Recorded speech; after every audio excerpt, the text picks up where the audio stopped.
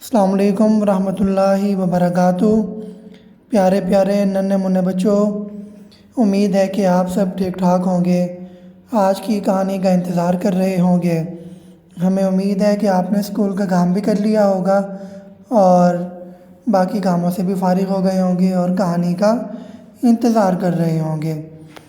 تو آج کی کہانی کا نام ہے باجا، جسے لکھا ہے پروین سعد نے، جو بچوں کی دنیا اگست 2022 میں شائع ہوئی ہے، اور یہ بھی آزادی کے حوالے سے ایک مختصر کہانی ہے جو ہم لائے ہیں آپ کے لیے۔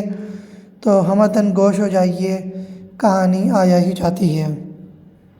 امی، آپ کو پتہ ہے اس بار میں نے پیسے جمع کیے ہیں 14 اگست میں بڑا سا باجا لینے کے لیے۔ اس بار بہت مزہ آئے گا۔ لیکن بیٹا، باجے سے کرو گے کیا؟ میری پیاری امی جان، میں اسے بجاؤں گا۔ اوہ اچھا، مجھے تو پتہ ہی نہیں تھا۔ ہشام کی امی نے ہنستے ہوئے کہا۔ ادھر آؤ میرے پاس بیٹا۔ جی امی۔ بیٹا، ہم 14 اگست کیوں مناتے ہیں؟ کیونکہ اس دن ہمارا پیارا پاکستان بنا تھا اور ہم آزاد ہوئے تھے، اور ہم اس آزادی کی خوشی میں یہ دن مناتے ہیں۔ ماشاءاللہ ہشام بیٹا، آپ کو تو سب پتہ ہے، لیکن میں آپ کو آج ایک اہم بات بتاتی ہوں۔ جی امی جان، بتائیں، میں سن رہا ہوں۔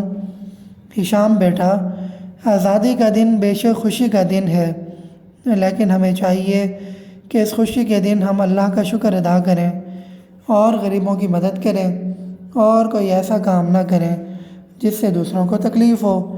آپ باجا خریدیں گے، اسے بجائیں گے تو شور ہوگا، لوگ تنگ ہوں گے، تو کیا آپ کسی کی تکلیف کا باعث بننا چاہتے ہیں؟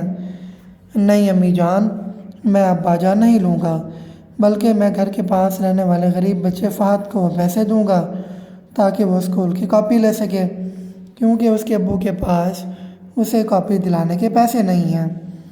شاباش ہشام بیٹا، مجھے آپ سے یہی امید تھی کہ آپ میری بات سمجھ جائیں گے۔ امی جان نے مسکرا کر ہشام کو گلے لگا لیا۔ ہشام کے چہرے پر بھی مسکراہٹ کھیل رہی تھی۔ تو بچوں، آج کی یہ مختصر کہانی ختم ہوئی۔ آپ نے اسے کیا سبق حاصل کیا، ہمیں کمنٹ باکس میں بتائیے گا۔ اور اگر آپ نے ابھی تک ہمارا چینل سبسکرائب نہیں کیا تو ہم آپ سے درخواست کرتے ہیں کہ ہمارا چینل سبسکرائب کریں، گھنٹی کا بٹن دبا دیں اور اپنے دوستوں تک شیئر کریں، تاکہ یہ اچھی اچھی کہانیاں ہر گھر میں ہر بچے تک پہنچ سکیں۔ آپ سب کا بہت بہت شکریہ۔ اللہ حافظ۔